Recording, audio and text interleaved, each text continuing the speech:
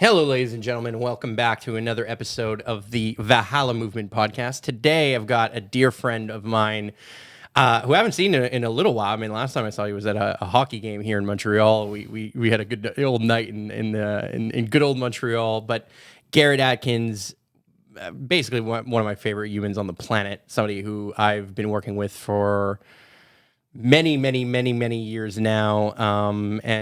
Just welcome back to the podcast.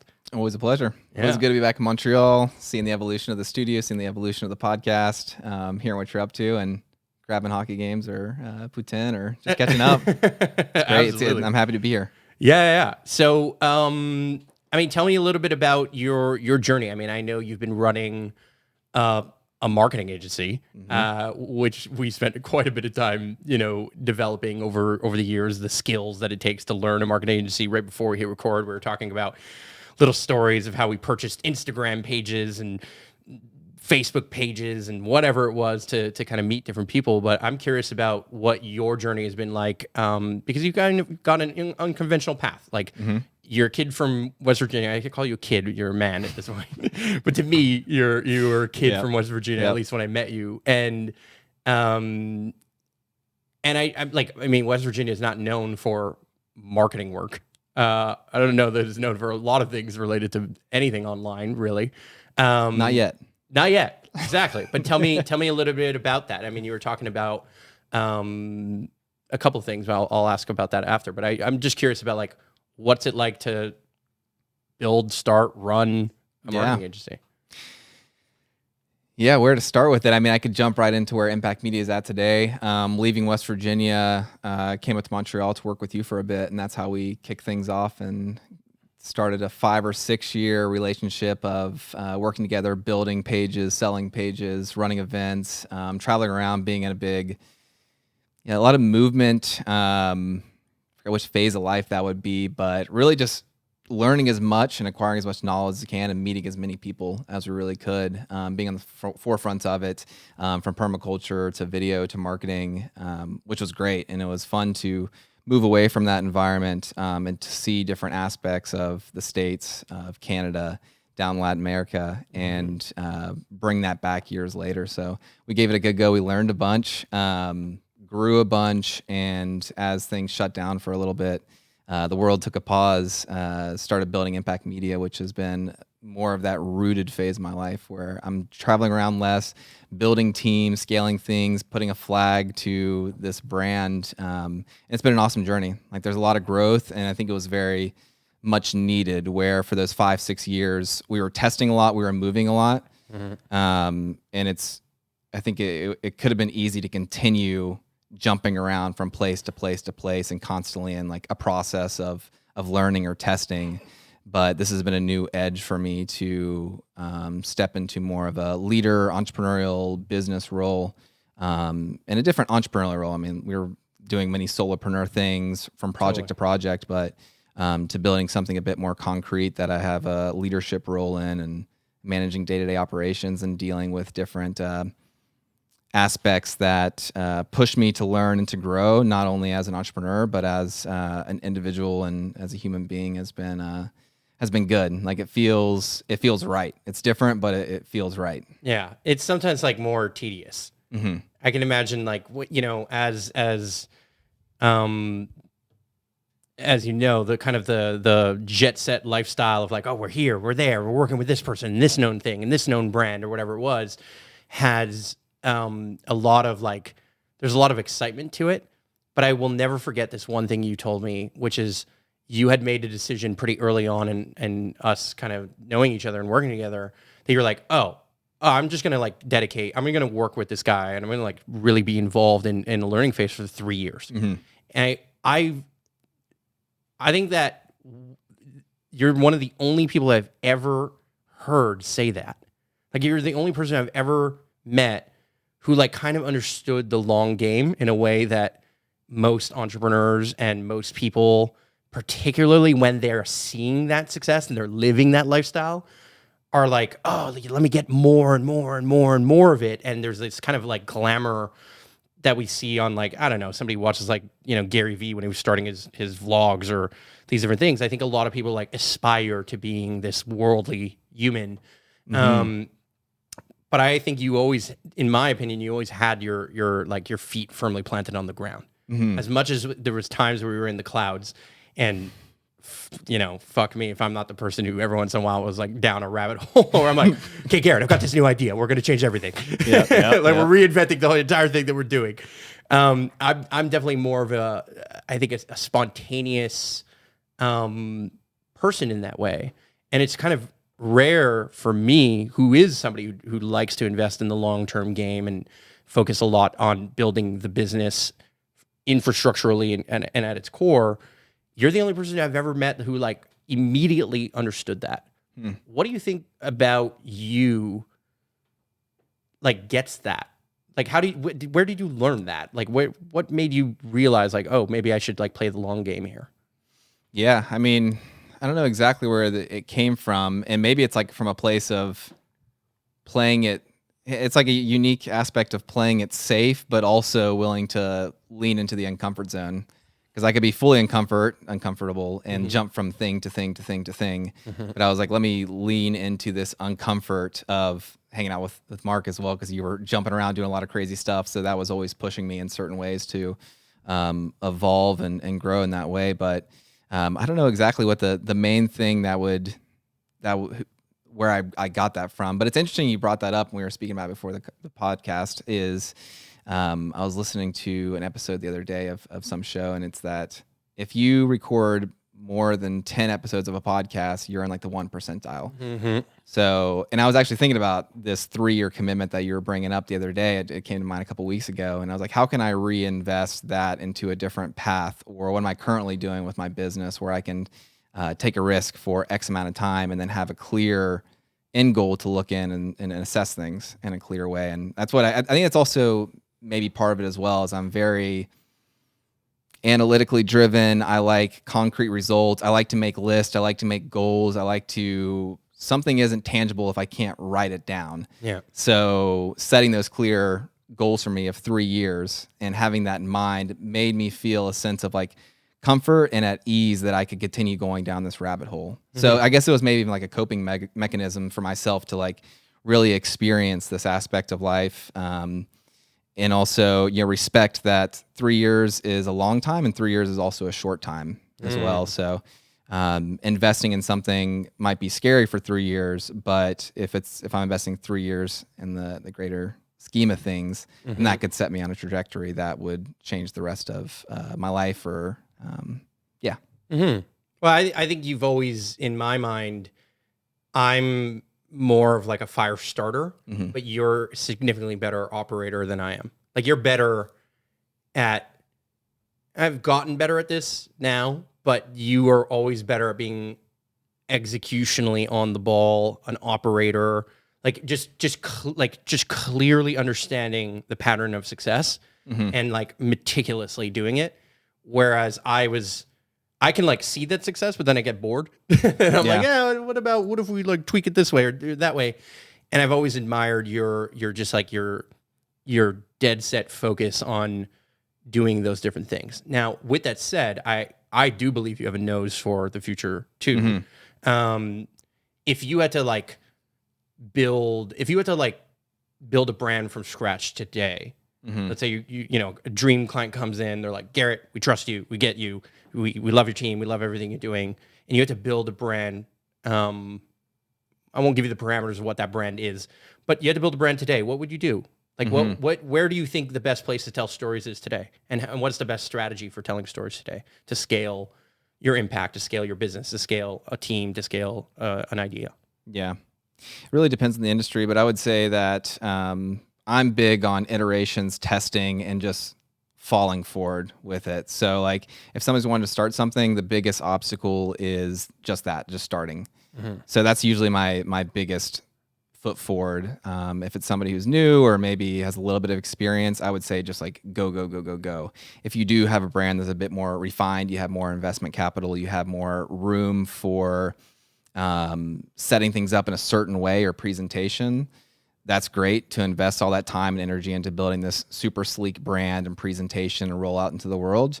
But for somebody who is just starting, or even somebody that's been working for 5-10 years, a lot of the times it's more so just start and then find what is most interesting to you. I think video is the number one thing right now. It kind of sets you apart because the barrier to entry is super low, but also super high in the same degree that it's more accessible than ever. High. Yeah, it's more accessible than ever to start creating, but people just won't do it. Also, written, I think, is a big one as well. I think there's still a lot of room for, LinkedIn posts, Twitter. I don't think people are going to blogs as much. So we get into the specifics of it, but all that to say is also what you're going to most consistently keep doing on a day-to-day basis. If you can commit to that 6 to 12 months of doing it every single day, that should be your parameter for it, first and foremost. And if you can keep that up, then you continue to evolve and build the habit. But for a smaller team, somebody who's in that 5 to 10 year, part of their journey, it could be even more than that. I would say is like find what you can actually continue to be consistent with, or manage somebody to be consistent for you, and constantly evolve with it. Or you're just not going to do anything at all. I think is a simple fact. That's fair. Yeah. Are you, what's your thoughts on AI? Are you concerned about it? Are you like in the camp that it's going to change everything? Are you in the camp that somehow maybe, I don't know, the production work you do or the storytelling work you do somehow is going to be completely changed, or that agencies won't exist anymore because everyone's going to be using AI? Like where do you fall on the spectrum of AI at the moment? Yeah. I mean, I'm not super in the weeds of like the future of it. I do think it's going to change things. I think that there still is some time for it to work out some kinks, and also for the tipping point for that to take place. I still think we're a few years out of it, but a few years is pretty short as well. I think it's already making some impact. I don't think it'll certainly replace a lot of jobs still.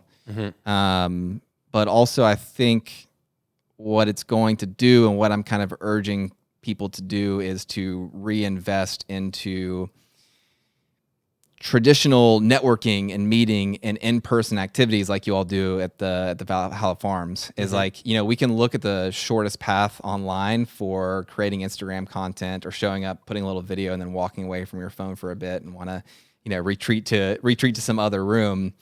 But I think it's only going to make that in-person experience and true connection even more meaningful. So yes, it's good to invest the information. I think marketers, anybody should learn AI to some degree and at least have a pulse on it, but also know that genuine connection and networking should be just as much investment, if not more, to kind of curve that. Love that answer. Yeah, to kind of, because it's exactly the answer I would give to, which is like, I think the answer I would give is like, I do believe, like, if I had to start a marketing agency today, and in a weird way with Leo here behind the scenes, I'm kind of getting back into it a little bit. I would focus on two things.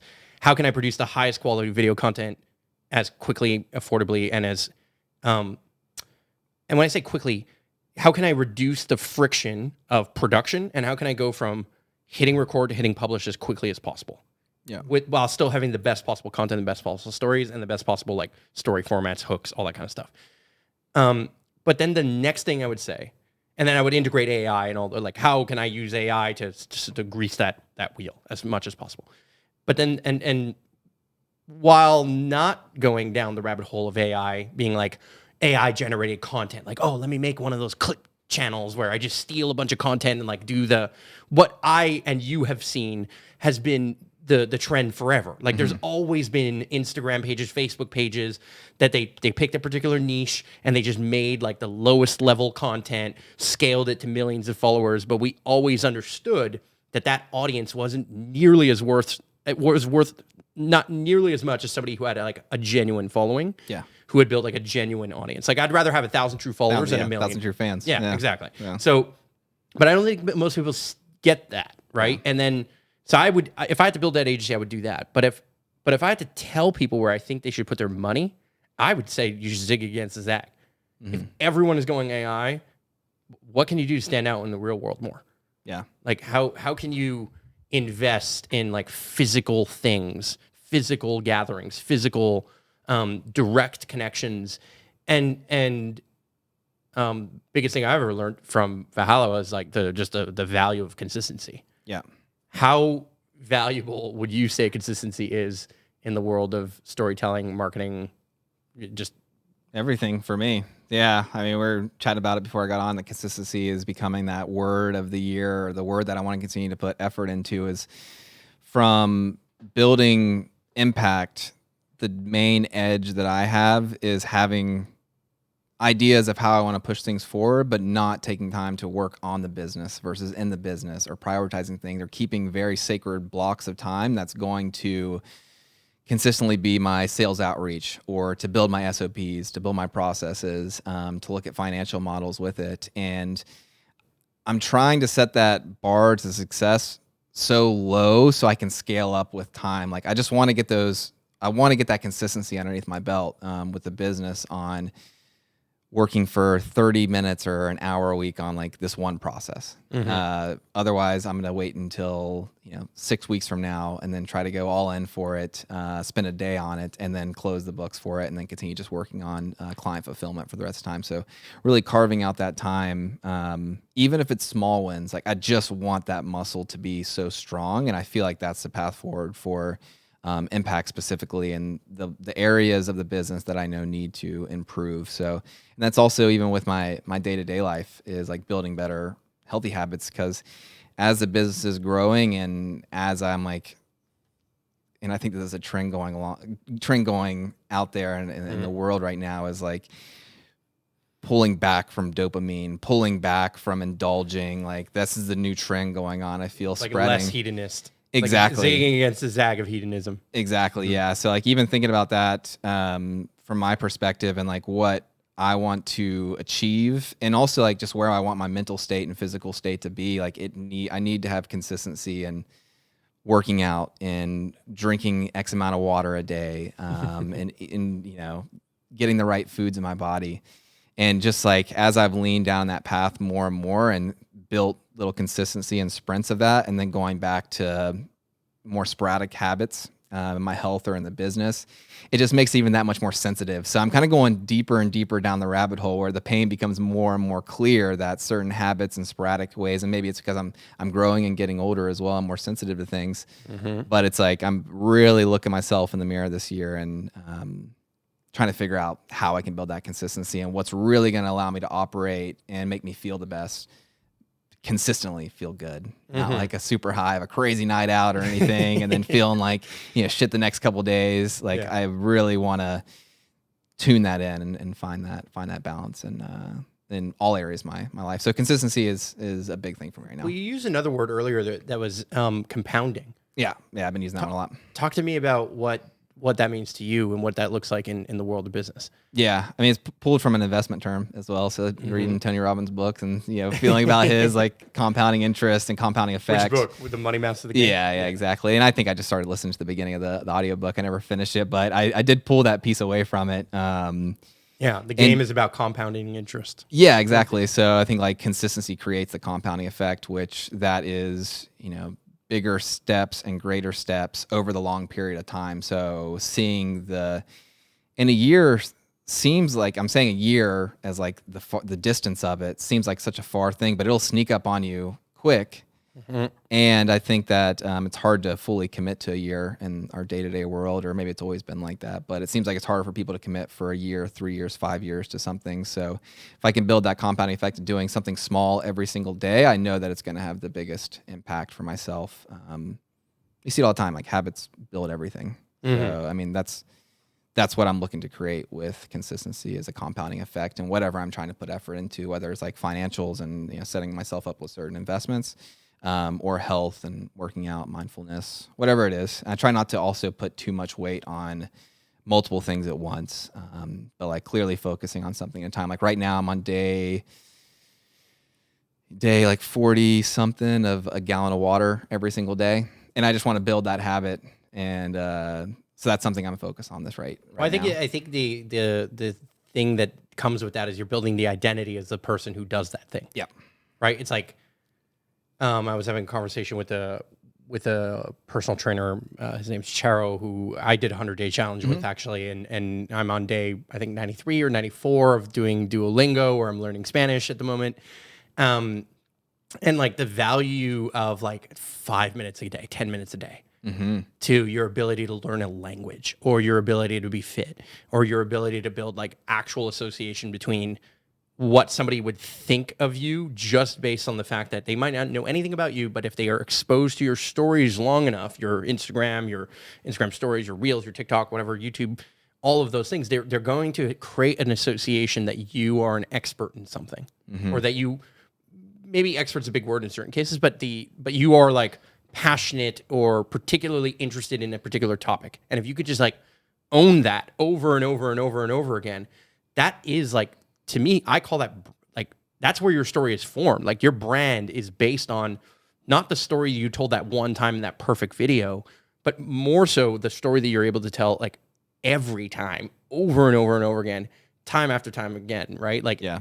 And I think, you know, I'm curious about your experience in sometimes, you know, this happens a lot in marketing. People approach us and are like, okay, we need like the perfect thing. Yeah. Like we need the ultimate funnel with the ultimate thing. And you kind of said something earlier about failing forward, letting the data inform the mission. Can you expand on that? What would that look like today in let's say I'm working with Impact or I'm working with you. How would you go about that? Yeah, in business, it's called like the MVP products, the minimal viable product that you need to start testing and learning about something. So if it's for a video, it could be creating a short UGC style video, keeping the production value super low, and just testing, is this a compelling thing? Is it going to get a bit more views on TikTok versus this one? It could be creating a super simple landing page and testing out a headline. What's going to click on one engaging title or value proposition versus another. It could be a certain type of content of creating 5 each at a lower scale before investing in doing a larger campaign with it. So it's basically finding the least friction to test an idea and get viable data to then make a more informed decision or build upon that as you grow forward. So understanding what that KPI of what success looks like and what you're looking to identify, and what's where can you find the least friction to test that out and to start learning, and also to start getting like little wins as well. Can get burnt out before you even launch something where I've seen it happen 1,000 times. Yeah. Victim of it myself many times. Perfectionist. is Many typically times. can happen. Yeah. So I mean, basically it's that. It's finding the path of least resistance and friction to test ideas and to make informed decisions from that.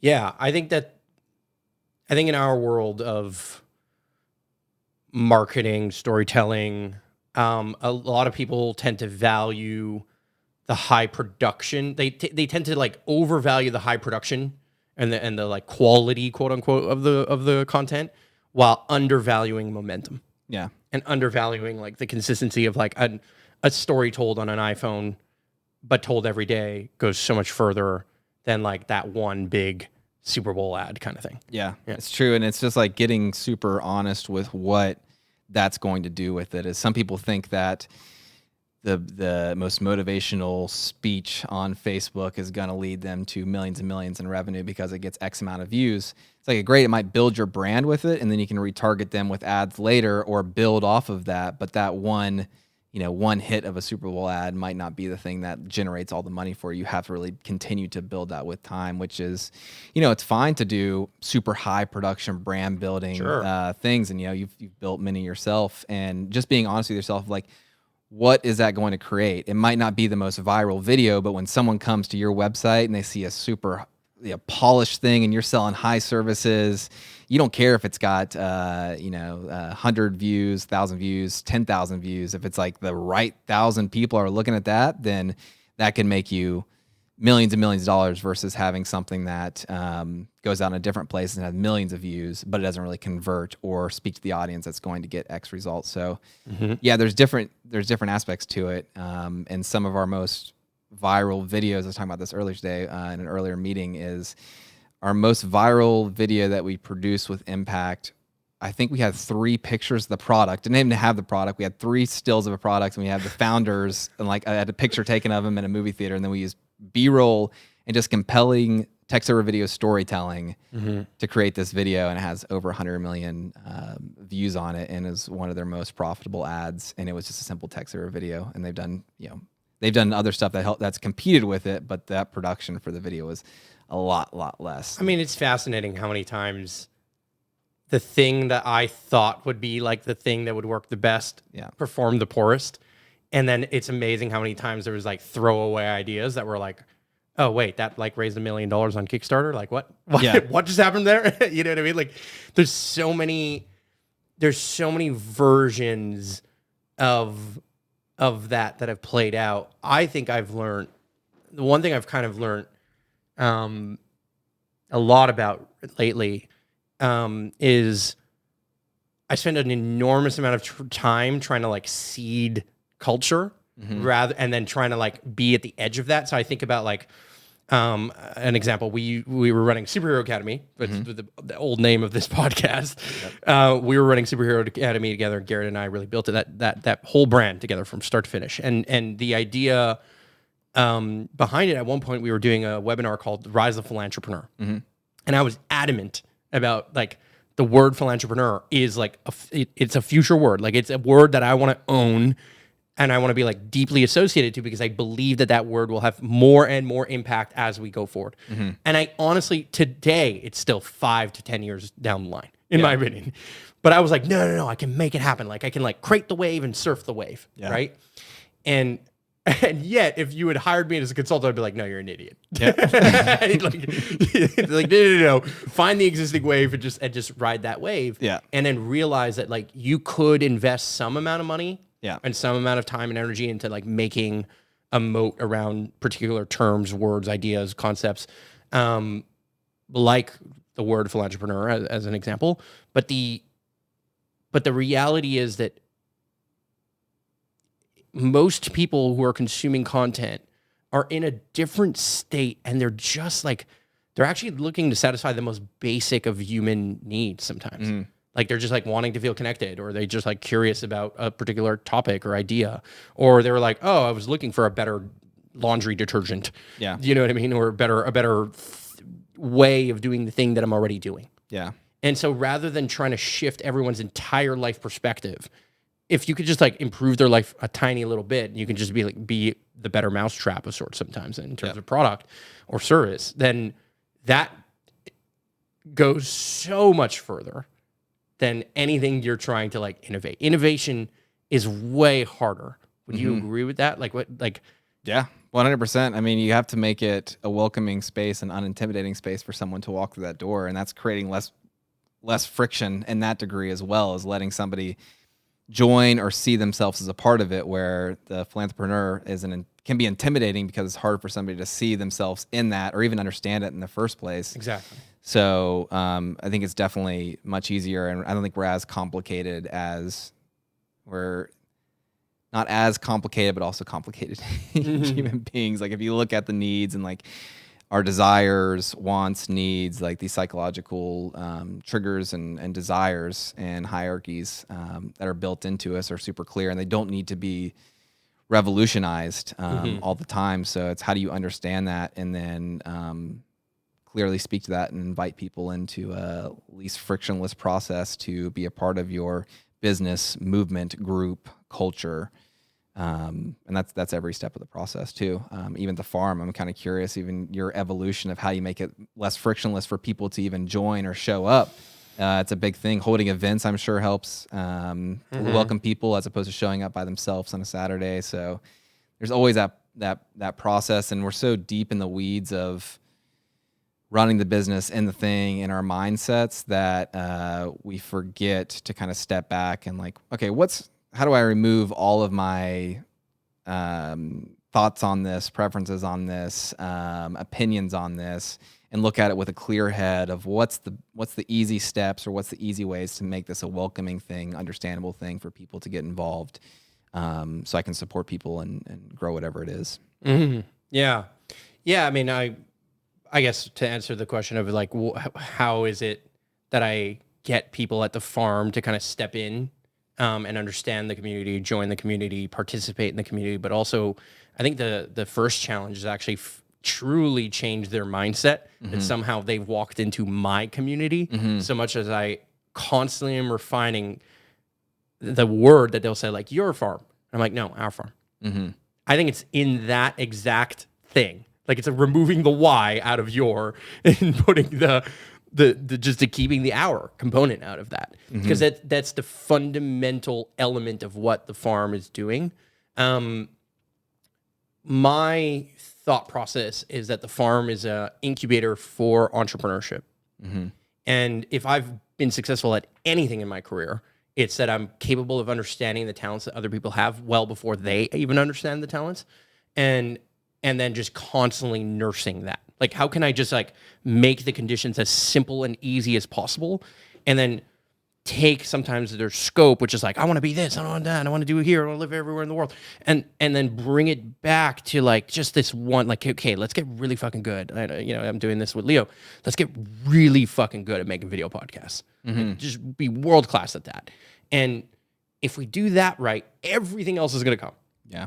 And so I try and encourage people's ideas, and the way I see it is like, I'm farming, garlic and making honey and a bunch of other stuff we're doing at the farm. But inherently, the number one thing that I'm constantly doing, and I told you this many times when it comes to marketing, is I'm hunting for talent. I'm constantly farming talent. And I'm constantly like shaping and trying to like not, and there's like a moral element to this where it's like, how much do you shape, but then how much do you like step back and say, actually, okay, I think now it's got a mind of its own. Like, it's like, at what point do I like stop you and be like, okay, Garrett, I don't think you're doing the right thing, or maybe nah. And then at what point I'm like, you know what? Now at this point, Garrett's going to be the tree that he's going to be. You know what I mean? That's still a question I sometimes have. But I've gotten really successful at doing that and removing the financial pressure of the startup by giving them conditions that are literally almost overly generous. And why I say almost overly generous is not because I think I should be less generous. It's that if the conditions if there's not enough pressure, they won't grow. Yeah. So there has to be a little, like I'll give the example back to plants. If you grow a tomato plant in a greenhouse, but you never do what is called hardening them off, you never put them outside and have them deal with the real wind and the real cold and the real rain, they're actually a weaker plant than if they actually dealt. Like, they can grow in the perfect environment of the greenhouse, but they also have to go out into the real world and deal with like the brutality of what comes with the real world at times. And I think that's where I've gotten better at that. Talk about the hero's journey of a tomato plant. I love it. Yeah. Leaving the garden center. Yeah. I leave it in the bed of my truck. Let it just hit the wind on the way back home. Get it real toughed up. I mean, I think it's a real thing. Yeah. I think it's a real thing. I mean, it's definitely a real concept in the world of farming, but I also think it's the same is true of entrepreneurship and of startup culture, is that sometimes the pressure cooker makes and breaks it. In many people's cases, most people's cases, it breaks it. But for those who do make it, that's like, I'm all about that. Yeah. I'll plant 100 seeds, and if only one survives, I'm stoked, because I'm still stoked that one thing fucking made it. Yeah. When people ask me for advice on their own entrepreneurial journey, or like, what did I do to get to where I'm at? And I'm not anywhere special with anything. I run an agency. I feel like I'm doing decently well. But when I get asked that question, it's always hard for me to give an honest answer, because there's not really an easy way for me to explain it, or also encourage somebody to go through the trials and errors that I have been through. It's like, do you really want to learn it? Like, it was years of getting by and trying certain things, and being in like uncomfortable growth situations without certain stabilities along entrepreneurship. Totally. So it's just interesting when I get that question. I always hesitate. I'm like, do I give the real answer to this? Because I don't know if I would encourage everybody to go through that journey of uncertainty. So it's interesting saying that. I don't really know when or how sometimes to encourage somebody to take that journey of entrepreneurship, or like what path makes the most sense for them. when I look at my own side, I'm like, yeah, it was not easy at all times. There was a lot of uncertainty, and things could have taken a left or right. I could have been much more successful or much less successful around any corner. But it's what you're speaking about. Well, I mean, look, I'm in my 17th year of being an entrepreneur, and there are still moments like that for me. Yeah, there's still times where I'm like, I feel like I'm flat broke, and I'm like, okay, wait a second, I spent all my money trying to like scale the farm or do this thing or do the other thing or like invest in this one like random part of storytelling that I'm just all of a sudden obsessed with, and I'm trying to learn the parameters of. I don't know that you ever. I think you just get comfortable. Exactly. Comfortable in the discomfort. Yeah, comfortable in the discomfort and like being able to, the first time we met, or one of the first times, one of the first conversations we ever had was, I'm figuring out just as much as you are. And that's been an evolving theme in our conversations, is you just get a lot better in becoming comfortable in uncomfortable conversations, and a lot more trust in your ability to meet the moment, fly on the way down. Yeah, exactly. And that's a big one. And it's still, I think you never stop growing from that process, but that's the biggest thing, is just getting more comfortable with it. I remind people of this all the time. They're like, oh, but what about the answer to this? And they're like asking me stuff about the future of the farm and like where it's going to be in 5 years. And I'm like, guys, like, I'm sorry, but I don't know about you, but have you ever built a village in your life? I was like, I've never done this before either, and like, I've learned a couple of things, and I'm kind of effective at it now. And I say kind of because from my perspective, I'm still got tons to learn. But when I look back, or when I look at other people, I'm like, okay, yeah, wow. Okay, I've learned a thing or two. Yeah. But I just get back to, and what I'm like, my word for the year is like infrastructure. You say it subtly, and I think it goes over people's heads when you're talking about like working on the business versus in the business. Yeah. Or standardizing practices, and you use the word SOPs, right? Which is basically that. It's that. Like, it's the investment in those little details that make the compounding conditions happen. Like last year, the investment, a large portion of the investment of the farm was on the north side. I call the north field. And Olivier, who's one of the members of our farm and the core asset of the farm, and just an amazing human. I call him the King of the North. Very Game of Thrones reference, but he really is the King of the North. And but I put an enormous amount of energy in road, water, power. I'm like, okay, if this is a game of Age of Empires, we need these basic things. Like, we need to get the basic infrastructure. And if I put that basic infrastructure in place and I invest in that, everything else is going to grow. And like, if I look at it this year, I'm like, wow, this place is literally transforming without me doing anything. Yeah. Like, it's truly remarkable. The second you give the basics of opportunity and the basics of an ecosystem to come to life, everyone explodes into that opportunity. And half of being an entrepreneur is getting out of your own fucking way. Yeah. It's just like, most of what I try and do at the farm now is just be like, okay, so I have this kind of idea. What do you think? And then they'll say something, and sometimes it's horrible, and sometimes it's like there's a little piece of genius in there, and sometimes it's like way better than what I thought. And when it's better than what I thought, I make the decision to go the direction that was better. And when it's horrible, I take it with a grain of salt. Then I'm like, okay, you know what? Maybe I did have the right idea. But the process of consulting people inherently is part of where the success comes from. It's not even about what they say or what I decide. It's about the fact that I'm doing it with them. And do they truly believe that I'm doing it for them too? Yeah. And I would imagine that, many of the people who you work with Impact, I know, some of which are your own family, your brother and stuff like that. But others are even here in Montreal who we met over the years together.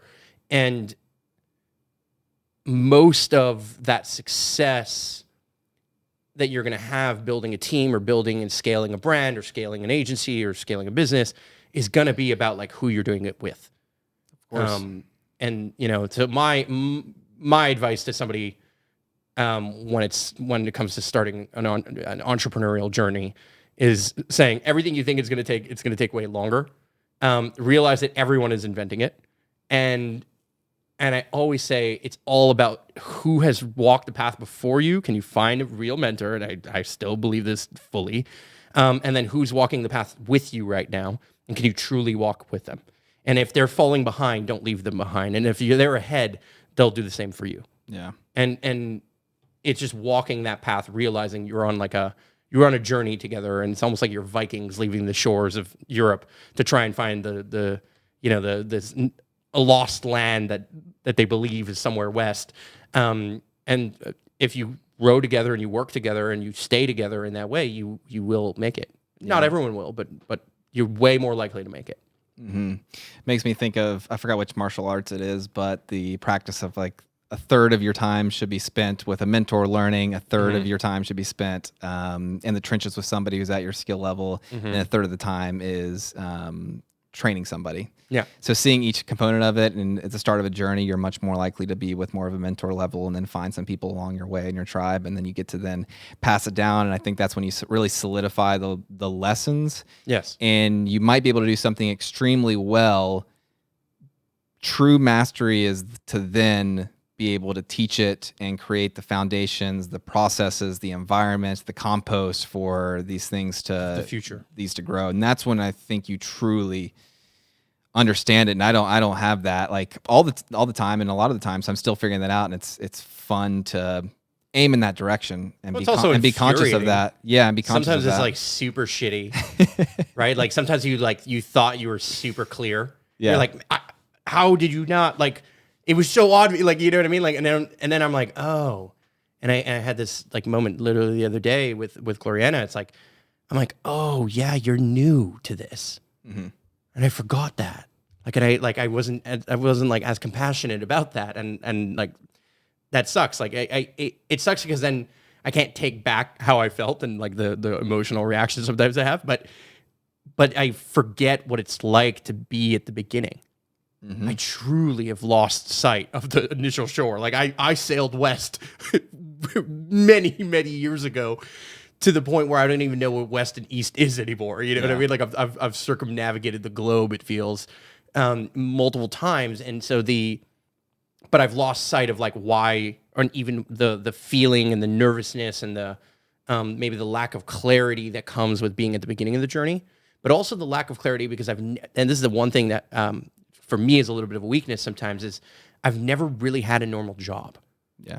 So I've never understood taking orders from other people and how ingrained people are and like just needing somebody to be like, please do this and this and this, and like needing a checklist of things. And I'm more of like you went through this.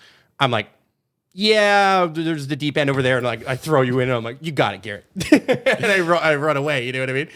And I always had like, I was always there to bail you out if you needed it. And I think that's the true sign of like a good mentor for me, but that's not necessarily the best mentor for everyone.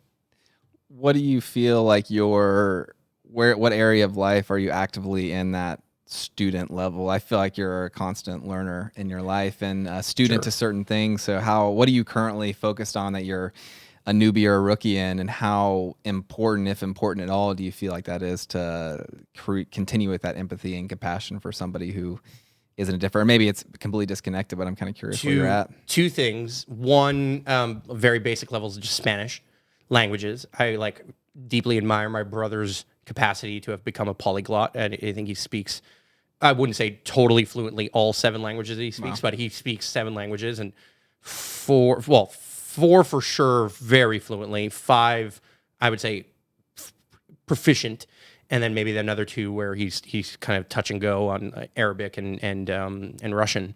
But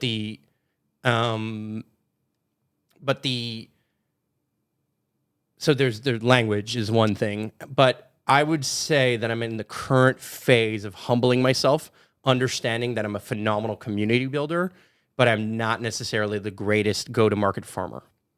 So I believe I have to eat a lot of humble pie when it comes to my ability to take an expiring product and bring it to market. And what I mean by that is like the second you take the lettuce and you chop it, it is dying very quickly. And we kind of live that through the algorithms right? It's like, okay, you press publish on a piece of content, it's got 48 hours. It's got 48 hours of life before it's completely dead in the water for the most part, right? Like some things do make it past that and there are anomalies, but for the most part, you have 48 hours and you just have to get it going. And we built an entire ass backwards discovery of a career when we took one piece of content and then shared it across multiple pages. And it was like, oh shit, that was so freaking powerful that I took that one thing and then spread it across the entire universe of the internet at the time, or at least what it felt like, the entire universe of the internet at the time.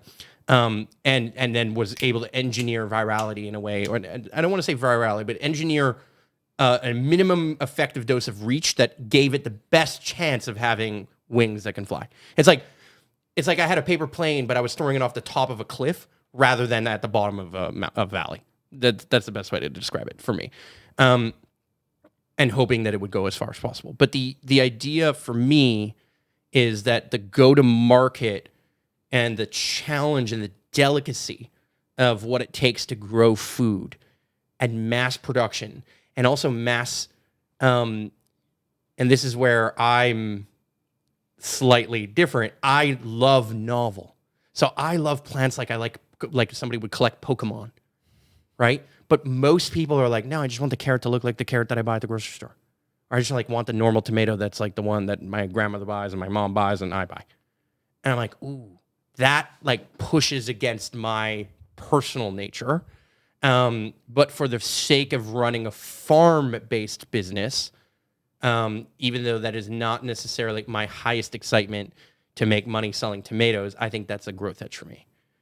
Like, and I say tomatoes is not necessarily the personal thing that I'm going to grow, but I'm very focused on garlic. I'm very focused on certain things. And then when I hang out with like amazing farmers, you know, I like, there's this one guy, his name is Dave, Farmer Dave. He runs something called Bio Sauvage, and he started a hot sauce line called Tarbonasco. He's moving to the farm. We sell his hot sauces. We work with him on a bunch of different stuff. You know, the other day he comes by and he planted a bunch of garlic at our farm as well. And he looks at the garlic and he's like, oh, it's missing nitrogen. And I was like, what? Like, what? Like, how? He's like, oh, you see the yellowing of the thing over there? Like, at this temperature, at this time of day, this time of year, it shouldn't be like that. It's just missing nitrogen. And I was like, dude. Like, you know what I mean? Like, there's some people who are so freaking geeky about, like, the pH of the water with the thing, with this compost and that thing. Like, there's an entire universe of stuff that I've touched on. And we've done we did the launching of Dr. Elaine Ingham's Soil Food Web course, or, you know, help Vivian Calaxilos with Ductair with a bunch of stuff. And still to this day, I still help people like that. But now I'm like finally giving myself enough space and time to go to that level. Like, okay, what about the pH of the water? Like, oh, you know, what can we tweak it this way or that way? So I'm in the chemistry side of farming now. Yeah. That's kind of how I feel about it. That's fun. Yeah. And I feel like in my 40s I'll be into bird watching. Like, I've kind of started thinking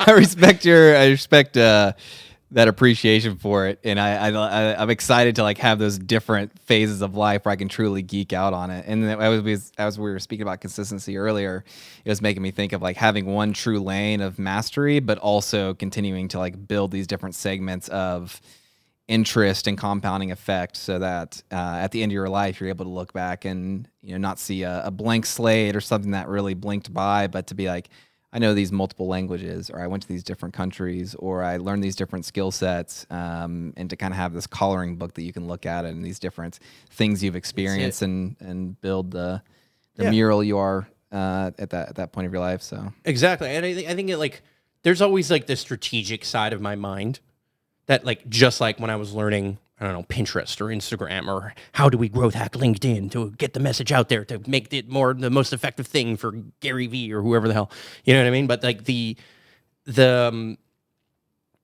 reality is that I still have the mentality of like, oh, learning Spanish is a force multiplier for me. Meaning, like, if I learn how to speak Spanish, the number one group of people, and this is not a stereotype, this is just the literal statistical reality of America at this moment, North America, is there's an enormous amount of people who work on farms that are coming from Mexico or Venezuela or from Latin America in general. And I want to relate with those people. Like I want to like if we're gonna scale the farm to have a lot of support, we're gonna need help, and we're gonna need help from people who work way harder than the fucking white people.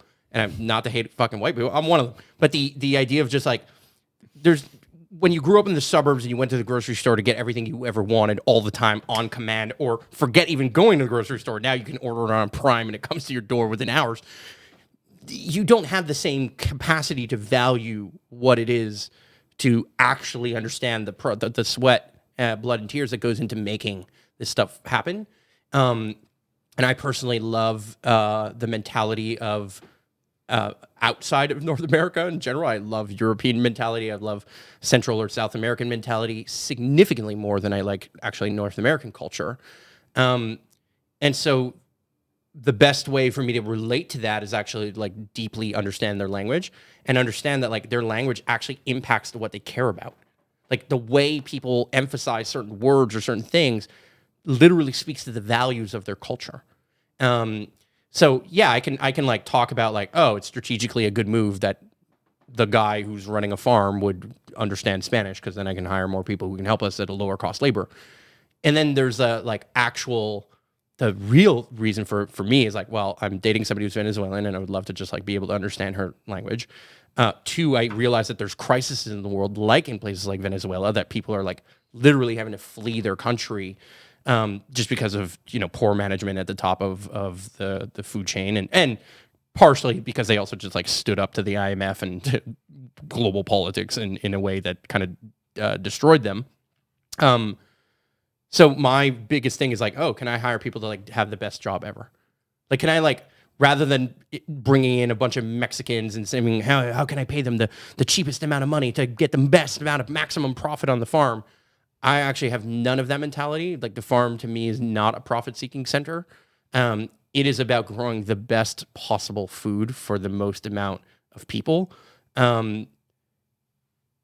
And so when you're optimizing for a different KPI, as you kind of said, right? In my case, the KPI isn't sales. The KPI is the highest possible quality, the longest term thinking type mentality, the best possible conditions for the future of the farm, the soil, and everything in it. My goal is like, how can I hire these people at the most I can pay them? Mm-hmm. What's the most that I can pay them that makes sense for everyone involved, including the people who are existing partners of the farm, the existing farmers at the farm, as well as myself and the people who would come in and support that. And how can I learn from those people? Because there's an enormous amount I can learn from other people. So, yeah, there's that. And then I'm in like the phase of like putting roots in different areas. So, I feel like I've got a foot in Canada, I've got a foot in Vermont, I've got a foot in Italy now. That's exciting. And then Costa Rica and Mexico are my the last two. Those are the 5 locations that I think I'm going to spend a lot of time in. Although Jason Silva definitely convinced me that Amsterdam is probably worth investing in as well. So now there's like a 6th one that's in my mind. And I know if I go to Colombia or Venezuela or any of these places, I'm going to feel the same there. So I'm trying. Yeah, your list got really quick, really good. yeah. But I'm trying to. But my goal is like, what can I bring? What's the unique value that I can bring to these places? Language is a number one connector. Language is a phenomenal way of going about that. If I'm going to invest in Mexico, Costa Rica, Colombia, I need to speak Spanish, and I don't want to like hire people to build the house. I want to build it with them. Yeah. I've been watching this guy Sasha Juilliard. He's a kind of Instagram influencer type thing, just a great creator, I would call him. And he's building these houses alongside a bunch of ticos in Costa Rica, and I fucking love that.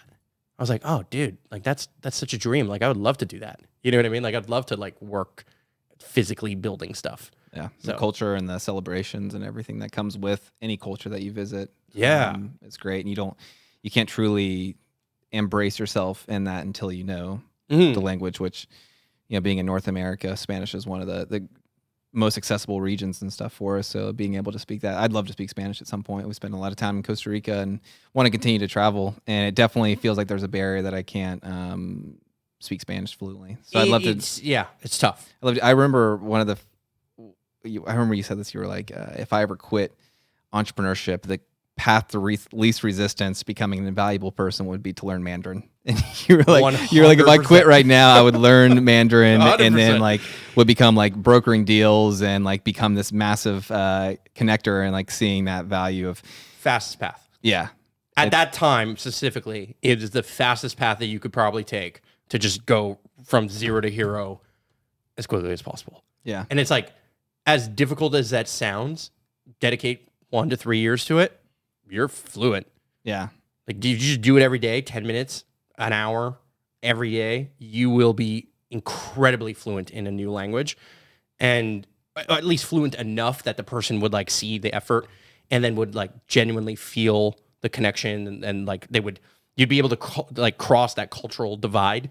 And then inherently, that's exactly what many cultures want. Like, we just want to be seen and heard, right? Why the hell do we post on anything on social media other than to be seen and heard, right? Like, so I think the same is true in Chinese culture. I think the same is true in, Latino culture or Latin-based language culture, European culture.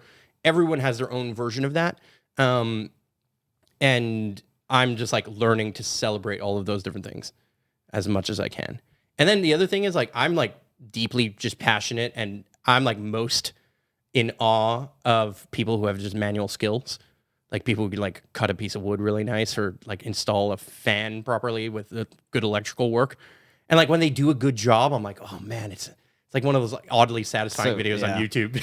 It's such an awesome skill. I wish I was more handy in that way. I'd love to be more handy on a farm or carpentry, or just anywhere around there. And speaking of something earlier we were talking about, I think you were talking about me implementing, and I do love hard work with the events of it, of like just doing something. I feel like that's kind of my personality, just to move stuff around. I'd love to be able to translate that into more tangible trades and skills and stuff, because I find so much peace in just having a task and going at it. Oh, sure. It is like the most horrifying and tantalizing, but also invigorating thing ever for me is like garlic.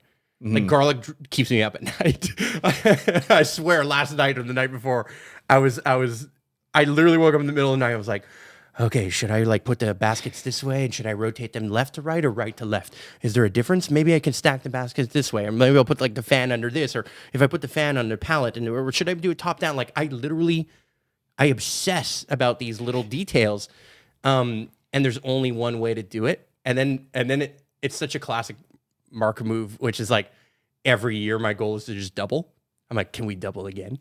And so we went from like 2,000 to 4,000 or 5,000. Then we went from 5,000 to 10,000. We went from 10,000 to 20,000, 20,000 to 40, and now 40 to 80. That's where you're at now? We're currently at 80. Wow. And those you're able to harvest those twice a year, or is that just once a year? Well, we have to do the garlic flower harvest, which is like now, next week kind of thing, June. And then garlic harvest is in July, and then the planting is in October here in Quebec and in Montreal. So at 80,000, it's insane. And so then it challenges every part of me, because it's like, okay, I have to put on a really good event to attract a lot of people. But to do that, I have to like bring in the best artists and DJs and like fire spinners and do something that's amazing. So then, okay, great, let's do that. Then I have to have the right equipment. And I was like, well, what's the right equipment? Where do I source this equipment? And unlike anything else, like everything else in my life, it's like, oh, I need a new laptop. Bang, I know exactly where to find it. But I'm like, right now I'm looking for bread baskets because they stack well and like they have like the perfect holes and they have like a big surface area. And I'm like, where the fuck do I buy bread baskets?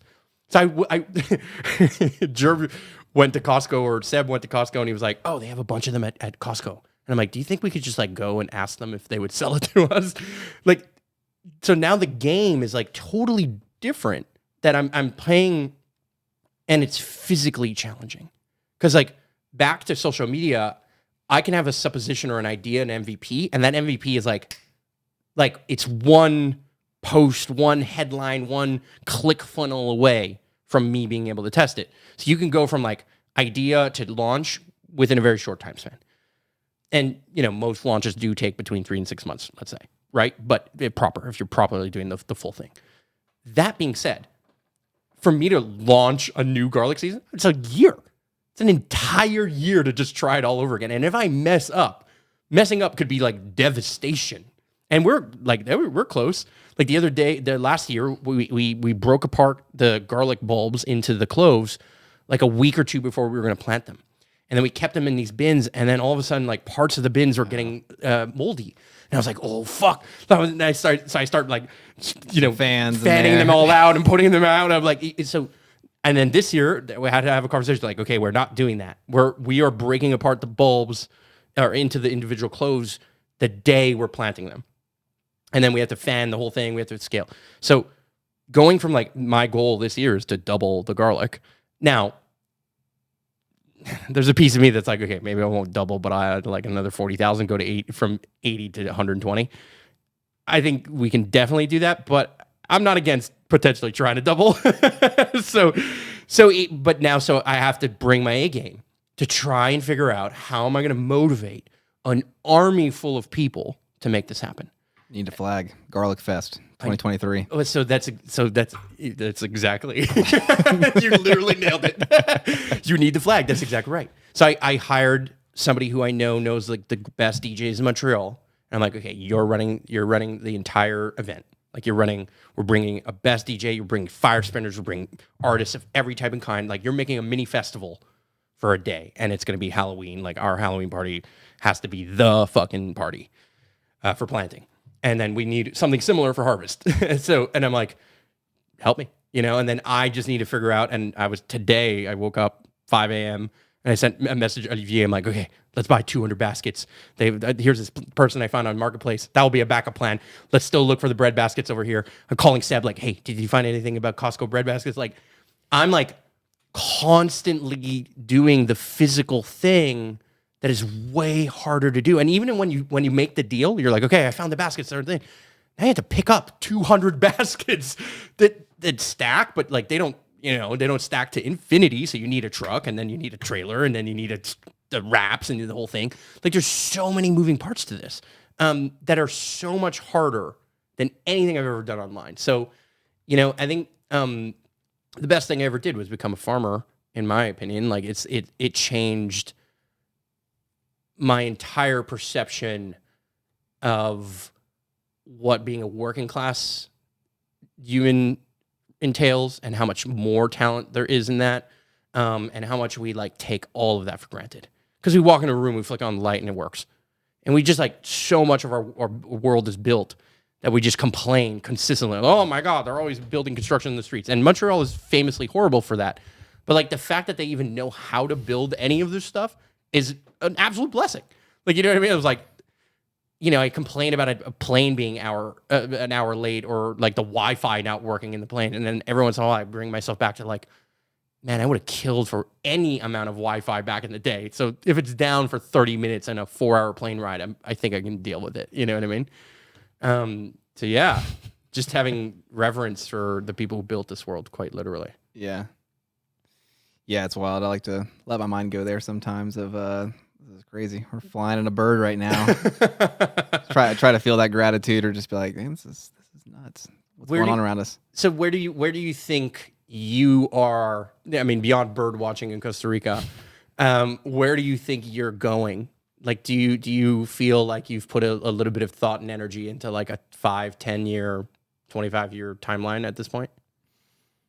I'd say so. I'd say more like short term plus long term. There's definitely some short term goals that I want to achieve and implement. And I think running the business where the business is at today, I need to take more steps back to look at that 5-year mark. And I'm looking more of like a 1 to 3 year aspect of it with where I want to get the business. And there's certain goals there. And there's also certain personal life goals that I want to achieve over the next 3 to 5 years that I'm seeing some different shifts and like changes in the evolution of where I want to be in terms of specifically, I think the habits aspect of it. Like I want to shift out of certain habits of going out or consuming alcohol on a continual basis. I want to work out more. I want to feel better. I want to have my physical health. So I think I'm looking to consciously change myself as a character and the interest in it. So being very mindful of like, first things first is, what do I do on a continual basis as habits? It doesn't have to be this like complete shift, or like the shift comes from the habits with it, and that becomes your identity, as you were mentioning earlier. So I'd say right now I'm mostly focused on habits, and then in the next 10, 20 years, I do want to continually have roots in Appalachia and continue to build community there, continue to have land there, have connections there, build from that standpoint, but also the flexibility to travel and spend 2 to 3 months on the road. In the past, I think I would want to be on the road a bit more than I do now, but still, I want to build a life where I can be out 2 to 3 months, which is still a great amount, and more than like, definitely grateful to be able to do that and would be able to do that in the grand scheme of things, and definitely want to continue to build relationships here in Montreal, and then likely down in Central America would be somewhere that I'd love to be able to continue to visit. And grow from that standpoint. I want to visit and see places across the world and spend a week or two here, but I'm also big when it comes to roots. So I want to continue to invest in certain places, my time, my energy, my knowledge, my connections. And that's looking like Appalachia, Canada, and then Latin America. Also because there's the time zone aspect of it from like working online and being able to do that in the first place. I never like fully take time off. So that's a realistic aspect to it as well. I fully understand that. Yeah, I fully understand that. So yeah, but building businesses with it, there's different ideas. There's different, from a business front. I mean, I've hit as I've been focused on 2023 and adding different habits and building consistencies and like cutting back on a lot of vices, being able to have more energy and space to wake up earlier, to feel good, to like not have any cloudy days or wasted days. It's definitely been resparking a lot of entrepreneurial ideas, and like, man, I just saw something interesting at a thrift shop. Like, what would it be if I open up an eBay account? And like, that's not where I need it. That's not the best use of my time with it, but it's just like fun to start researching and love the art of growing stuff, selling stuff, branding stuff, creating stuff, just for fun, as a mental practice, as somebody whose tendency leans to be more sharp. Yeah, more entrepreneurial and look at the world of that place and how it can use that for a way for growth or to achieve certain goals. And then also just like it's really been a big personal focus for me as well. Like I feel very fortunate with where the business is and where it's continuing to go. And now I'm starting to put more effort into personal habits, into my relationship, and just building things super, super healthy and with a long-term mindset. Mm-hmm. Mm-hmm. Oh, beautiful, man. Well, I'm excited for your journey forward. I'm always a supporter of all the things that you create and do. And, I think as much as you've learned from me, I think I've learned from you. I think you said it earlier and it resonates. It's deeply true, is like the ultimate layer of mastery is being able to teach it. And then the next thing is to realize like, oh, while I'm teaching it, I'm learning that lesson. I'm like anchoring in that lesson into my body. Like it almost becomes a somatic thing where it's like, you said earlier, it's like, I'm inventing it just as much as you are. I learned that through telling you that, but then having you reflect that back to me. So there's this constant dance. And if we maintain our hunger, while also taking the time to smell the roses, or in your case, watch the birds, then we get to, I think we'll continue to find that value everything will just work out in the most beautiful way if we're consistent, if we're constantly compounding, if we're working on the business, not just in the business. It's like the basic things that sound so boring and don't necessarily make the best TikTok videos, but are the truth. They are the best way forward. Mm-hmm. Yeah, appreciate everything. Appreciate the continual dance and the relationship of learning together, being friends, and leaning more into that uncomfort aspect of growing and learning the process, loving the process, and being mindful of the process to try not to let stuff slip by and make the best decisions that are going to help you evolve to be the person you want to be, and being clear on that, whatever that means to you. It's fun. It's a fun process, and it's a fun learning along the way with you. Absolutely. All right, let's go get some boots in. Let's do it. Later, gentlemen and ladies, and everyone else who's watching. Hit the subscribe button. You know where you get it.